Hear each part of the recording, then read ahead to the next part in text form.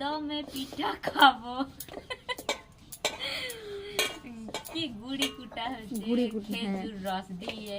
আমি জানিনি গানটা তাও করে দিচ্ছি। তো শীতের শুরুতেই আমাদের বাড়িতে হচ্ছে পিঠে বানানো হচ্ছে, একদম শীতের শুরুতে, এখনো ভালো করে শীত শুরুও হয়নি। তো এদিকে বৌদি বসে আছে। আর যেটা বানানো হবে সেটা হচ্ছে মাংস দিয়ে বানানো হবে। ওই যে দাদা মাংসটাকে ছোট ছোট করে কেটে ধুয়ে পরিষ্কার করে নিয়ে বসেছে। আর এদিকে হচ্ছে ছোট বৌদি সেদ্ধ চালটাকে ভিজিয়ে রেখেছিল, সেটাকে হচ্ছে বেটে নিচ্ছে। তো সব কিছু মিশিয়ে আজকে পিৎজা পিঠে বানানো হবে। আর পিৎজা পিঠে, হ্যাঁ এটা পিৎজার মতোই পিঠে, পিৎজা পিঠে। তো যাই হোক চলুন বানাবো ব্লগ, বড় ব্লগ, সেটা তো দেখতেই হবে না। এরকম দায়িত্বই করে বানাবো, তো ভালো করে বানাবো না। আর বৌদিরা হচ্ছে ভালো করে রেসিপি দিয়ে সব কিছু দিয়ে ভালো করে বানাচ্ছে। আর আমি তো এখন যা ব্লগ বানাই, মাথা আছে পা নেই, পা আছে হাত নেই।